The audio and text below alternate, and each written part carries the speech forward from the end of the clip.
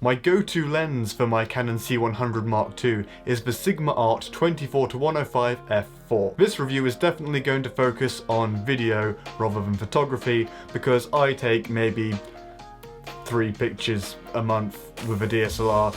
I do some photos on my phone, but I don't think you really need a lens like this for that, so all of my experience is to do with filmmaking and video. The 24-105 is a fairly big lens, and when you zoom in, it gets even bigger. This is down to the 4x zoom range that you get with a 24-105. It's a very useful focal range. 24 is just about still in the wide angle, and 105 is well into the telephoto focal lengths, and it covers all of the range of the normal standard lenses. With that zoom range you get a constant f4 aperture, which is really good because the constant means that when you zoom in or zoom out, the aperture doesn't change and the amount of light entering your lens remains the same, so you don't have to change exposure all the time. But f4 is a little bit too slow, but then again, with a 4x zoom range and image stabilization, I guess you can't really make a lens with an aperture much faster than that. The autofocus is good. I'm using autofocus right now, and it definitely works with dual pixel autofocus. It's not as fast as the Canon STM lenses, and I suspect it's not as fast as the new Canon L lenses either, but it's still really good and I do use it a lot. It's definitely fast enough for most situations. The sharpness is excellent, definitely good enough for 1080p that I get with my C100 Mark II, and I'd feel happy using this on a 4K camera as well. Distortion with this lens is pretty minimal. There's a bit at either end of the zoom range, sort of 24-35 and 1890-105, but it's not all that noticeable and it's really not going to be a problem. I've certainly encountered a lot more distortion with other lenses. So image-wise, this lens is really good. Don't really notice any chromatic aberration, lens flare isn't particularly an issue compared to any other lens I've tried. Then when we move on to build quality, that's excellent too. In fact, it actually feels better made than some Canon L lenses do. The lens is mostly made of metal with a bit of rubber and a bit of plastic. The lens feels solid, heavy, but it doesn't feel like it's going to break anytime soon, which is very good for giving me confidence in taking this lens basically everywhere. In terms of ergonomics, the focus ring is actually behind the zoom ring, which is not unheard of. It does happen in some other lenses, but it is very unusual and it can be a bit confusing when you're used to the normal layout. Talking of focus rings, this focus ring is really not the best for manual focusing. The throw, as in how far the ring turns from minimum focus to maximum focus, isn't very far at all, and it's a very thin ring, so it can be difficult to just grab easily. This lens was definitely never designed for a lot of manual focusing. The zoom action of the lens is very smooth and you don't really get any dropping, which is when you hold the lens upside down, and on some lenses the lens will actually start to zoom in just because of the weight of the front of the lens. Haven't had that happen with this lens, so you put it to a focal range and it just stays there. Out of all the lenses I have, this is easily the one that I use the most because it works in pretty much every situation.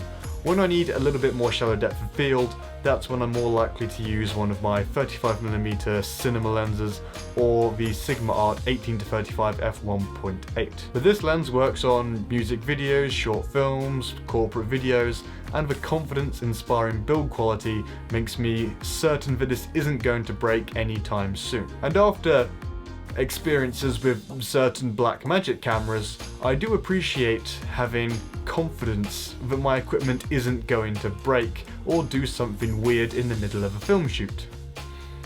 Unlike the Blackmagic. Looking at some of the slightly less good points of the lens, coming back to that f4 aperture.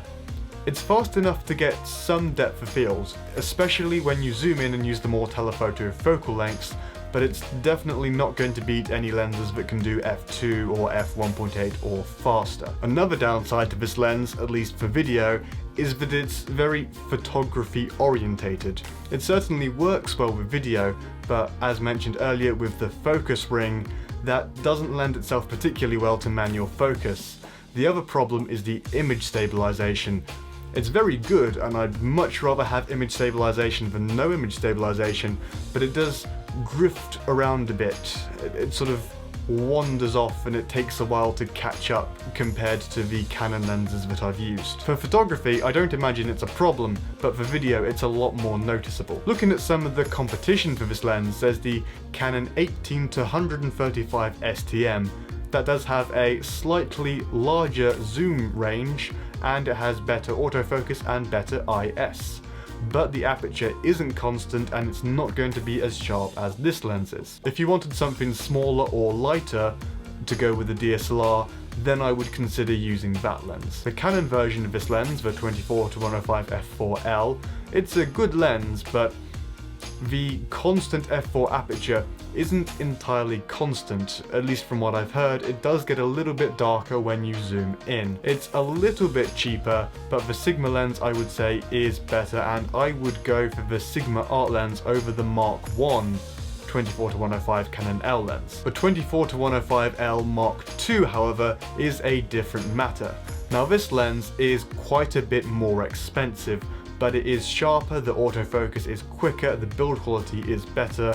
All Canon L lenses tend to be weather sealed, and the Mark II is no exception. If you can justify spending that much money on the lens, then I would say that is the lens to go for, but depending where you look, that lens could be twice the price of this Sigma, and I don't think that the 24-105 Mark II is twice as good as the Sigma is. That's not to say that this is a cheap lens. I would expect to find it for £500 to £600 depending on where you buy it from and for which camera mount you buy it in. But I think that's very reasonable considering the build quality and the image quality that you're getting. If you're not happy about having an f4 and you want to go a bit faster, say f2.8, then you can look at a 24-70, but you are going to be losing some of that focal range, so you'll have to decide better low light and shallower depth of field versus a wider zoom range.